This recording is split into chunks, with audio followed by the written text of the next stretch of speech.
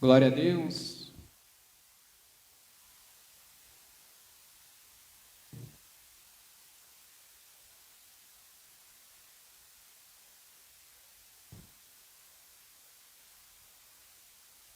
Espírito Santo de Deus.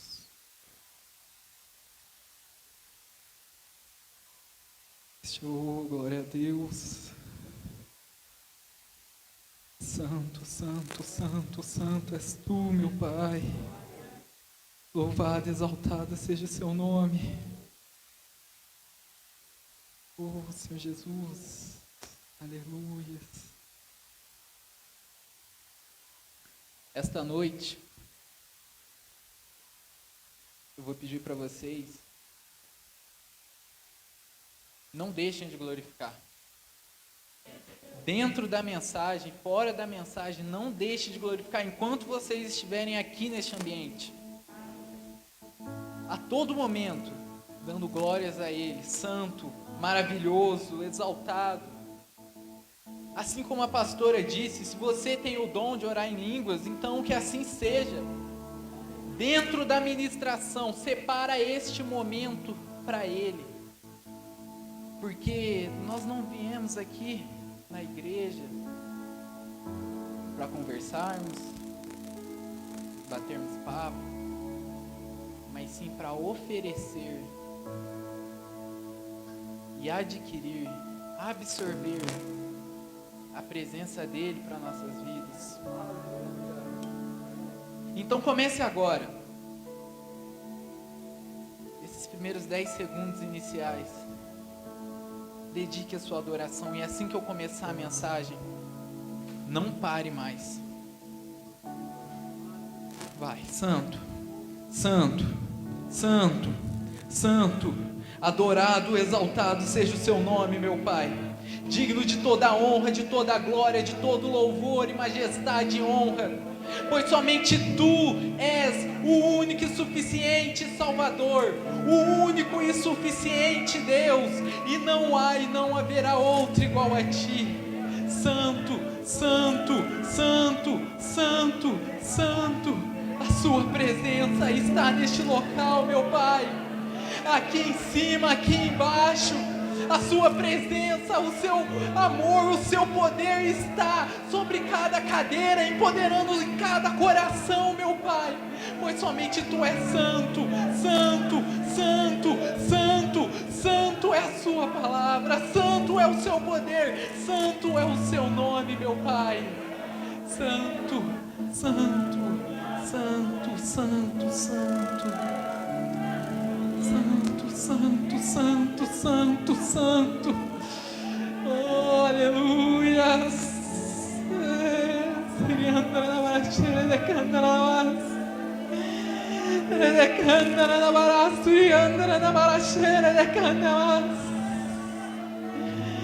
Oh, Espírito Santo de Deus. Amém, amém, amém. Amém.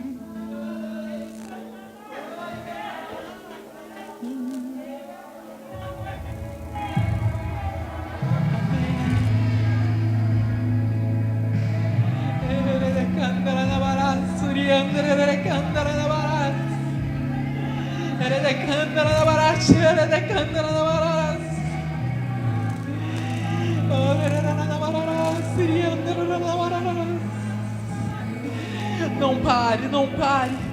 Não deixe o seu clamor cessar, igreja. Não deixe a sua adoração cessar, igreja. Mas que o seu nome venha a ser exaltado esta noite, meu Deus.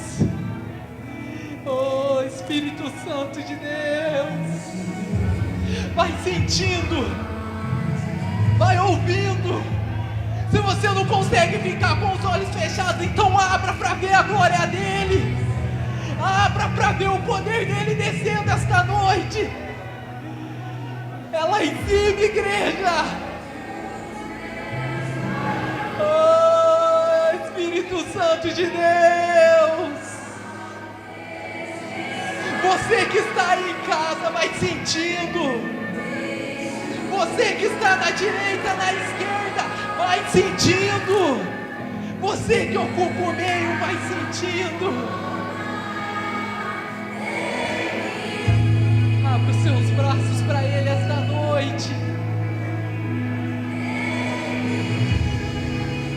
Tenta enxergar agora Ele com os braços estendidos para você. Tenta enxergar Ele esta noite, se engrandecendo das palavras que saem da sua boca, a adoração que sai dos seus lábios. Enxergue Ele, igreja, enxergue, enxergue. Não deixe a adoração ficar dentro do seu peito, liberte ela. Escuta, quem que você vai ver esta noite? Pra que você vai duvidar? Oh, aleluia!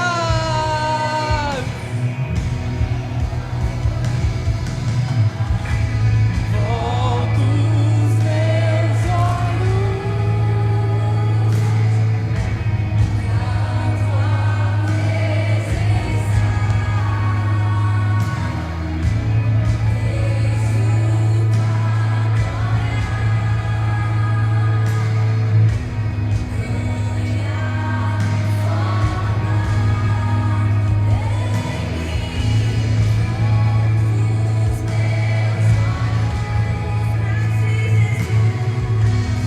Glória a Deus. Glória a Deus.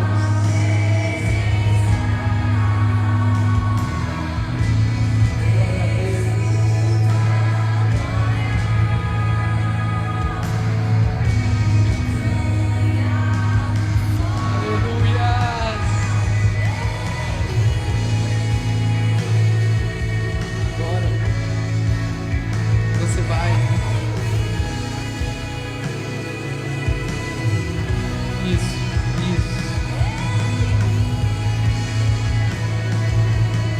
No mesmo espírito de adoração. No mesmo espírito de adoração, vai se assentando. Não feche a sua boca, porque esta noite quem tem que fechar é as portas do inferno. Quem tem que fechar esta noite é o inimigo, mas os seus lábios não. Então, se você deseja ficar em pé ou sentado, que assim seja, mas não pare.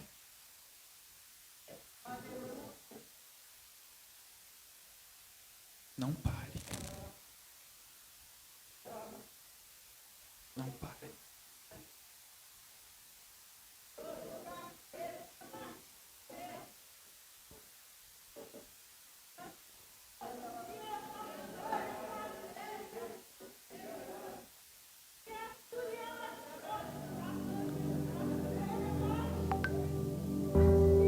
Amém. Amém. Amém.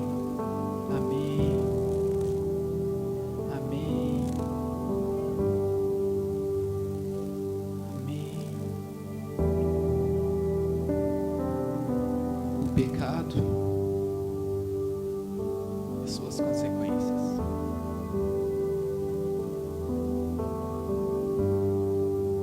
O pecado e suas consequências.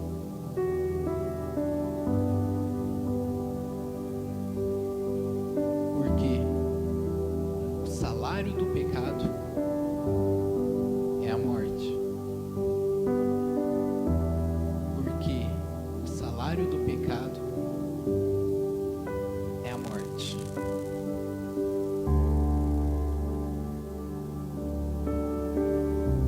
A gente vai, assim como fala lá em Romanos 6:23, a gente vai estar meio que separando essas partes deste texto em duas, eliminando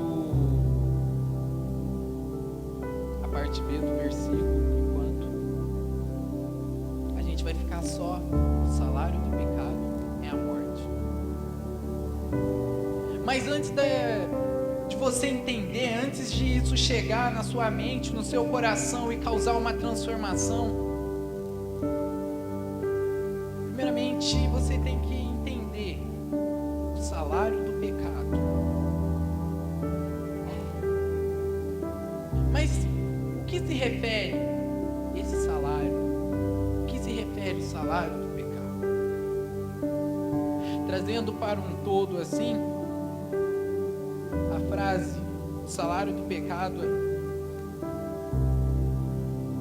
significa literalmente salário pago pelo pecado, que não é uma novidade se você consegue interpretar o texto. Mas, para começarmos agora a entender, você tem que colocar na sua mente: é preciso dividir para conquistar. É preciso dividir para conquistar. Então faça duas perguntas a si próprio. Quem é o Senhor? Ou melhor, quem é o seu Senhor? Pensa, essa pergunta, responda mentalmente para si próprio. Quem é o seu Senhor? Deus ou o pecado? Assim como é citado lá em Romanos 15:23. Esse é um texto que, se você quiser ler na sua casa, sinta-se à vontade, só que eu já resumi esse texto em um só para ficar mais fácil de entender e para poupar tempo também. Certo, a gente aqui está falando de apóstolo Paulo. Amém? E apóstolo Paulo diz que o pecado é apresentado como um senhor, onde vocês são escravos daquele a quem obedece, quer do pecado que conduz à morte, ou da obediência que conduz à justiça. Novamente, vocês são escravos daquele a quem obedecem, quer do pecado que conduz à morte, ou da obediência que conduz à justiça. Todavia, a forma com que o apóstolo construiu o texto expressa algo muito mais profundo. Ele transmite simplesmente uma ideia de praticar o pecado, mais de pertencer ao pecado. Com isso, Paulo destrói qualquer tipo de conceito de liberdade, enfatizando que o homem, por natureza, é escravo do pecado. Então, isso daqui não é uma teoria. Isso daqui não é algo que você adquire. Por natureza, você tem que entender que, por natureza, o homem é o escravo do pecado. Mas não quer dizer que vai ser assim o resto da vida, glória a Deus.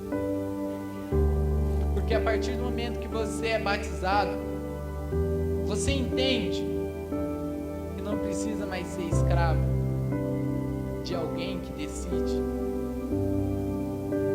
mostrar o que você tem que fazer, como você tem que fazer, o que você vai receber, como você tem que receber, mas você se torna escravo de Cristo. Ou melhor, você se torna escravo da liberdade de Cristo.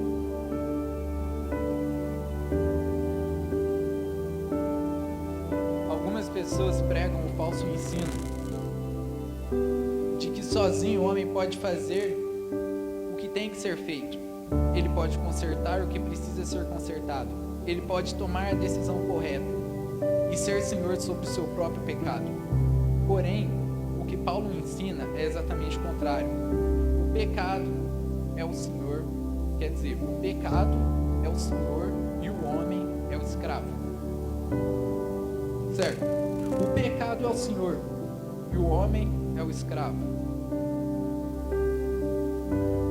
Se vocês entenderem isso, ou melhor, se vocês dividirem isso de uma forma mais simples, vocês vão conseguir ver que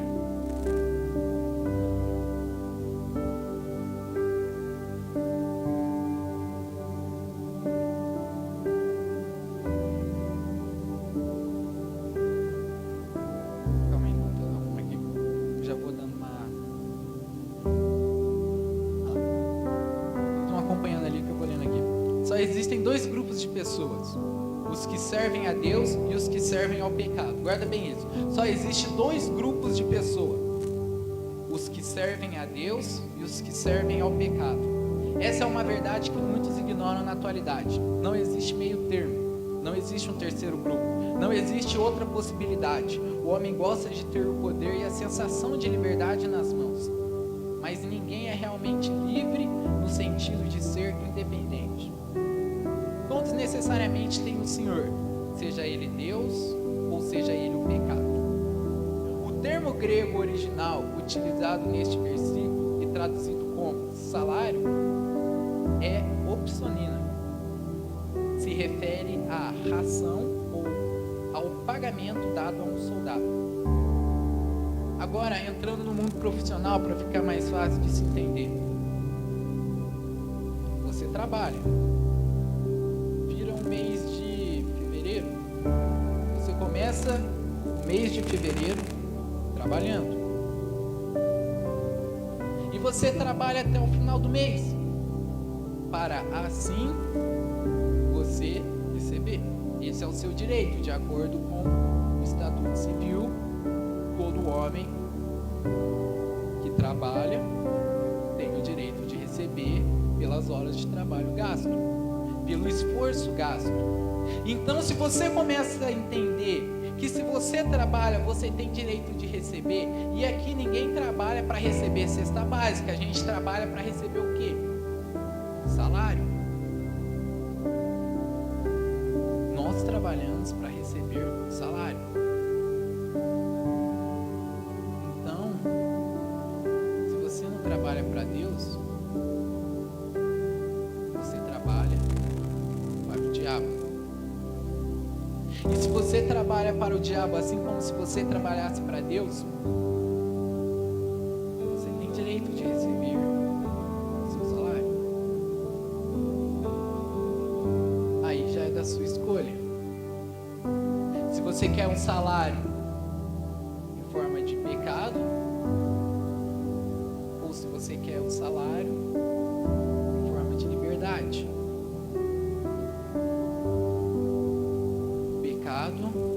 É o Senhor e o homem é o escravo. O pecado é o patrão e o homem o funcionário. O pecado é o seu Senhor, se você aceitar Ele, se você trabalhar para Ele. Porque a Bíblia nos diz que a partir do momento que nós nos tornamos verdadeiramente cristãos, nós não podemos mais viver no pecado. Nós não devemos mais viver no pecado. Você tem que entender esta noite que se você se tornou um cristão, ou se você ainda não é um cristão, você tem que decidir viver fora do pecado. Você tem que decidir viver fora daquele erro que muitos falam ser comum. Você tem que decidir viver fora daquele grupo social que muitos falam que hoje em dia é um modelo a ser seguido. Porque você tem que saber que no fim das contas, o seu salário vai cair no final do mês.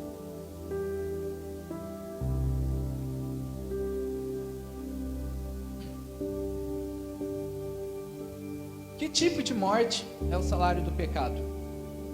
Primeiramente, devemos entender que essa morte inclui a morte física, espiritual e eterna. Agora a gente vai voltar lá no começo. No dia em que dela comeres, certamente morrerás. Novamente repito, no dia em que dela comeres, certamente morrerás. Gênesis 2,17, todo mundo sabe que tem a ver com o contexto da criação. E na onde que isso se encaixa com o salário do pecado, Pedro? Aqui a gente vai entender que o salário do pecado é a morte, e assim como eu já tive essa dúvida na minha cabeça durante muitos anos, mas isso está se tratando de que tipo de morte? Qual é a morte que está sendo citada? Uma morte física ou uma morte espiritual? Morte física, eu me refiro a você partir dessa terra. Esse era o meu entendimento. Aqui está se tratando desta morte. E aí, assim que você lê Gênesis 2:17, que você entende, vem acompanhando desde Gênesis 1, pegando a criação, assim que Deus vai lá, fica os 6 dias trabalhando, e depois ele decide que ele quer que alguém se apodere, ele quer que alguém aproveite toda essa criação dele. Então ele pensa, eu tenho que fazer alguém para aproveitar, mas tem que ser alguém de mim, tem que ser alguém que contenha os meus traços, a minha personalidade, alguém que tome a minha herança. Então ele faz Adão. Adão se sentindo só, Deus repara e faz Eva.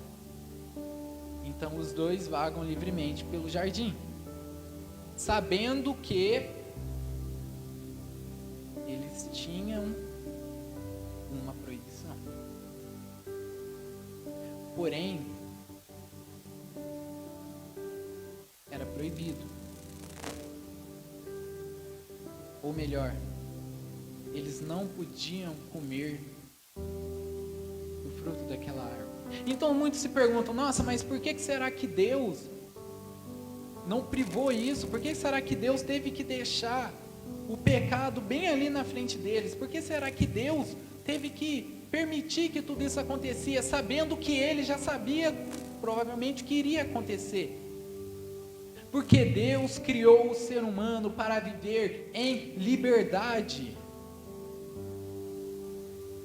Então, a partir do momento que Deus colocou Adão e Eva, ele avisou, vocês não podem fazer isso, mas vocês são livres. Mas saibam que se vocês fazerem isso, eu me sentirei assim em relação a vocês, mas vocês são livres. Mas saiba que isso daqui vai atrapalhar o meu relacionamento com vocês, mas vocês são livres. Ou você é escravo do pecado, ou é escravo da liberdade. O único limite que Deus colocou para Adão foi comer da árvore do conhecimento do bem e do mal, ao qual aparentemente concederia sabedoria divina. Comer do fruto proibido representaria para Adão sua rejeição de Deus como fonte de sabedoria divina e sua opção de buscar sabedoria à parte de Deus. O castigo de Deus pela desobediência foi declarado de maneira bastante vigorosa. Tu certamente morrerás, porque o salário do pecado é a morte. Se você, Adão, comer do fruto desta árvore, tu certamente morrerás. A morte certamente chegaria para Adão e para a humanidade depois dele. Entretanto, a morte seria mais do que física. É aí que entra agora o contexto do que tipo de morte é essa que estamos... Que tipo de morte é essa, para falar a verdade, que o texto diz? Que tipo de morte é essa para nós entendermos? Além de romper o cordão da vida, o pecado abalaria o relacionamento com o seu ambiente, com o seu cônjuge e com Deus. Que tipo de morte é essa, Deus? Que tipo de morte é essa que, se você pecar, o seu salário será a morte? Então é aqui que tudo começa a juntar as peças. O salário do pecado, qual salário é esse? É a morte, mas que tipo de morte é essa? É a morte na sua casa, é a morte no seu trabalho, é a morte da sua relação, é a morte com a sua família, é a morte com os seus bens. Você começa a entender que a morte é muito mais além do que somente uma morte física, ou se você pensava que era uma morte espiritual, começa a afetar tudo. Mas por que afeta tudo? Porque você escolheu o seu Senhor, e o seu Senhor que você escolheu é o pecado. Então o pecado começa a te pagar, destruindo a sua casa, a sua família, o seu relacionamento. Tudo aquilo que você pensava, assim como eu disse aqui, que o homem pensa que pode ser independente, pensa que pode fazer tudo por si só. Você começa a ver que tudo vai despencando. Você começa a ver que é uma morte além dos olhos humanos. Porque você pensa que tudo é comum. Perdi meu relacionamento. Não estou falando que é isso. Mas, será que não tem a ver? Perdi meu relacionamento. Ela não me amava mesmo? Ele não me amava mesmo? Perdi meu relacionamento. Tá tudo indo abaixo. Às vezes não era para ser. Porque o cair do homem é o levantar de Deus. Então, às vezes era para acontecer. Isso não existe. Deus não quer ver nenhum dos seus filhos caído, amém?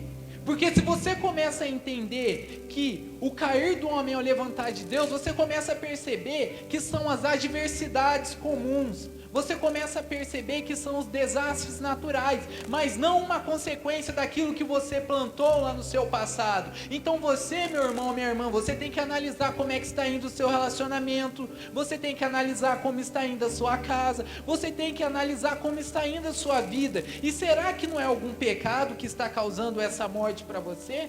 Porque até agora eu só citei mortes físicas, mas a pior morte para Adão e Eva foi quando eles perderam o relacionamento. Isso acabou abalando o relacionamento deles com Deus. E assim vocês sabem que tudo aquilo que eles tinham foi embora.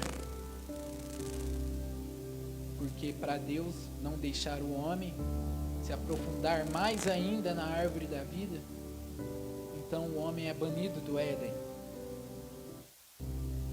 Então é uma morte avassaladora, que se você não trouxer para sua mente, se você não colocar isso no seu coração, você vai tratar isso como natural, você vai tratar isso comum para você. E se vocês virem, aqui está o texto, 3 do 16 ao 19, vocês podem ler lá. A mulher, ele declarou: multiplicarei grandemente o seu sofrimento na gravidez, com sofrimento você dará à luz a filhos. Seu desejo será para o seu marido, e ele dominará. E ao homem declarou: visto que você deu ouvidos à sua mulher e comeu do fruto da árvore da qual eu lhe ordenara que não comesse, maldita é a terra por sua causa. Com sofrimento você se alimentará dela todos os dias da sua vida. Ela lhe dará espinhos e ervas daninhas, e você terá que alimentar-se das plantas do campo. Com o suor do seu rosto você comerá o seu pão, até que volte à terra, visto que dela foi tirado, porque você é o pó, e ao pó voltará. E novamente eu falo aqui para vocês: a morte certamente chegaria para Adão e para a humanidade depois dele. Entretanto, a morte seria mais do que física. Além de romper o cordão da vida, o pecado abalaria o relacionamento com o seu ambiente, com a sua esposa e com Deus. Então, guarda esses tipos de morte. Guarda que é muito mais além do que aquilo que seus olhos conseguem ver. E o pior do que perder tudo neste mundo físico é você perder a única coisa que nunca foi sua, que é a graça de Deus. Desta forma,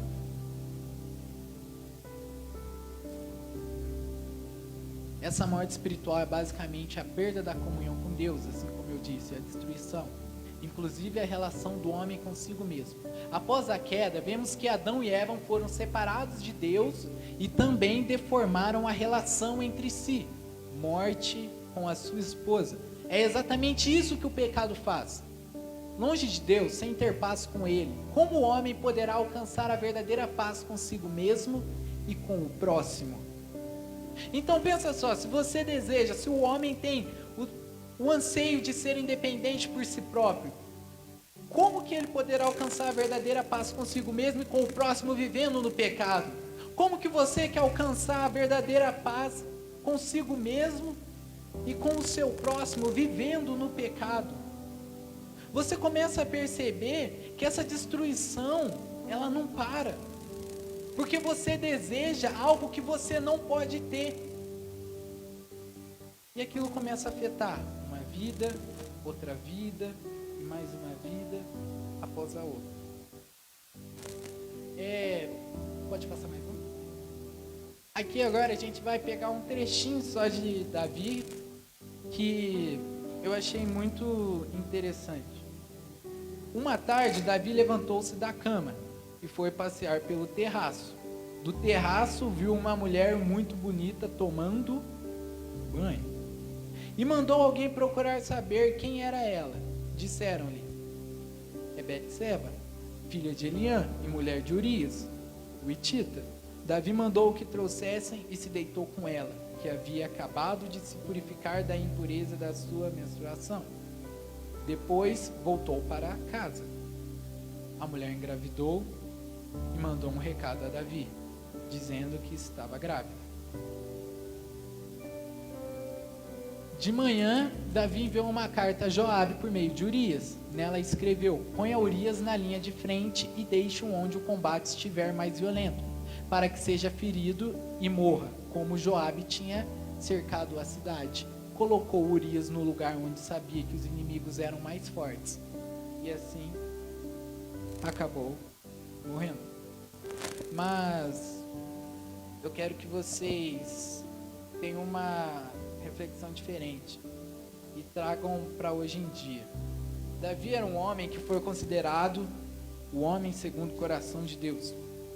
Então, dessa forma eu falo para vocês, Davi foi considerado um homem segundo o coração de Deus. Nós sabíamos que se ele foi um homem considerado segundo o coração de Deus, mas cometeu vários e vários erros, então por que nós também não podemos lutar para sermos? Porque errar é uma coisa e ter integridade é outra. E Davi sabia diferenciar essas coisas. Urias estava no campo de batalha. Davi não foi para a batalha, pois ele precisava descansar, de acordo com alguns estudos assim. Então Davi, logo após estar dentro do seu palácio, ele deseja sair e subiu para o terraço. Então, irmãos, o terraço hoje em dia nas nossas vidas tem sido o quê? Eu quero que você traga para este mesmo sentido. Davi foi para o terraço e encontrou ali uma mulher se banhando ao ar livre. Davi foi para o terraço e encontrou uma mulher se banhando ao ar livre. O que tem sido o terraço na sua vida? Sabe? Televisão, tela de computador, o celular. Qual desses terraços está presente na sua vida? Os olhos carnais no meio da rua. Foi como eu disse, você deseja algo que você não pode ter. A Bíblia não diz que Betseba estava ali para atrair a atenção dela. Pelo menos a Bíblia, quer dizer, a atenção dele. Pelo menos a Bíblia não relata isso. Mas por que Betseba estava se banhando ao ar livre? Você consegue imaginar o que deu na mente dela? Vou subir para o terraço, com certeza ela também tinha um terraço, ou senão a varanda da casa dela, e vou tomar banho. Não cheguei a pesquisar o porquê dela ter feito isso, mas pensa só, se você identifica o terraço na sua vida, então você sabe que você está em busca daquilo que você não pode ter. Hoje em dia, ninguém é tão leigo assim a ponto de subir no terraço e ver alguém tomando banho do outro lado, porque quem que vai tomar banho de portas ou janelas abertas? Mas só que hoje em dia existem monitores, hoje em dia existem televisores, e o principal hoje em dia existe o celular, que é muito fácil o acesso. Você tem que entender que isso é uma coisa que tem corroído as mentes hoje em dia. E do outro lado tinha uma mulher tomando banho ao ar livre, enquanto o seu marido estava lá na guerra, não por conta de Israel, mas ele estava na guerra por causa de Davi e por conta de seu povo. Então você começa a entender e analisar que é muito mais além do que aquilo que consegue se pensar ou entrar na sua mente. Só que o problema é que quando você peca uma vez, você decide que isso é normal para você, então vem mais. Desta forma, Davi começa com adultério. Volta para mim. Davi começa com adultério. Passa para roubo. Passa para mentira. E por fim, resulta em morte. Davi começa com adultério. Passa para roubo. Passa para mentira. E por fim, termina em morte. Passou pela sua mente que em um mesmo instante Davi cometeu praticamente 5 pecados? Ele foi lá, adulterou. Por fim, roubou a mulher do seu próximo. Depois ele mente. E por fim, ele mata. E consequências citadas através da Bíblia. Se vocês virem lá em Marcos 7, 21, 23, agora a gente vai entrar num assunto aqui que vai definir essas consequências hoje em dia para nós, para a gente terminar. Pois do interior do coração dos homens vêm os maus pensamentos, as imoralidades sexuais. Começando novamente. Pois do interior do coração dos homens vêm os maus pensamentos. Da onde que vem? Lá na onde a ciência constata que você tem um órgão dentro do seu corpo que serve para bombear sangue. Pois do interior do coração dos homens vêm os maus pensamentos, as imoralidades sexuais, os roubos, os homicídios, os adultérios, as cobiças, as maldades, o engano, a devassidão, a inveja, a calúnia, a arrogância e a insensatez. Todos esses males vêm de dentro e tornam o homem impuro. Ela vai estar passando ali para vocês os slides e eu vou estar lendo por aqui para ficar mais fácil. Ok?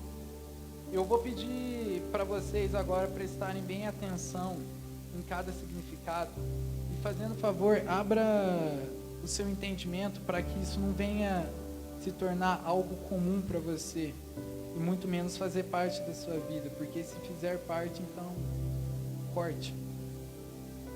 Maus pensamentos. Pensamentos negativos, pessimismo, com grande frequência acaba se relacionando com a depressão.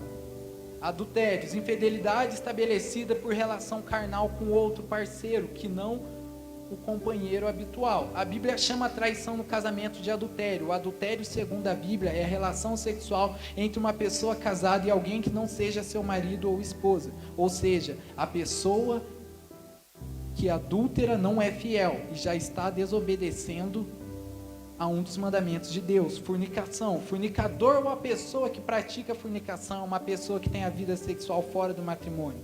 Assassinatos, caracterizado pela destruição da vida de outra pessoa, ação de assassinar outro ser humano, assassino ou assassínio.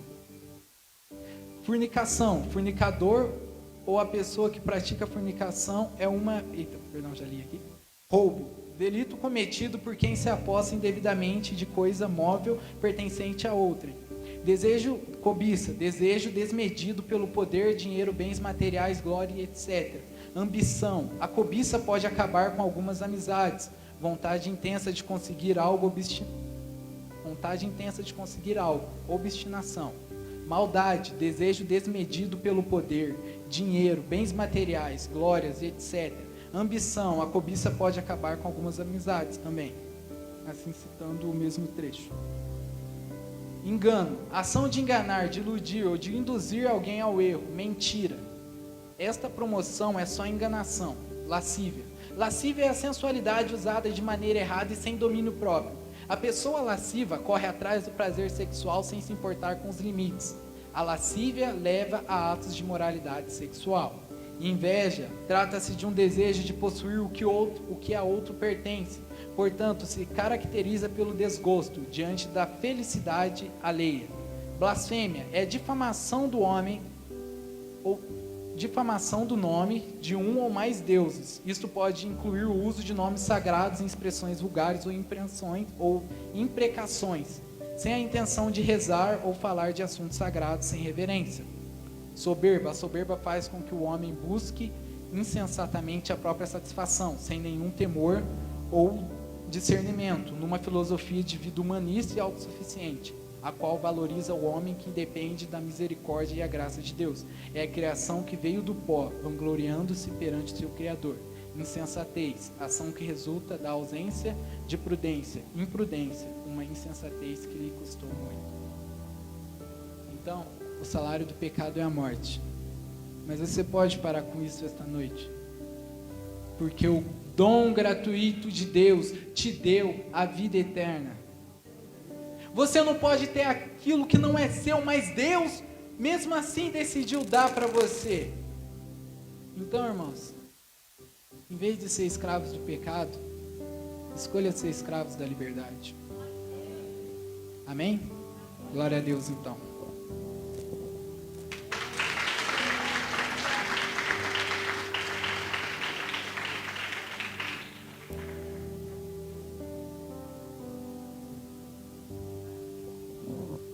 Glória a Deus, aleluia.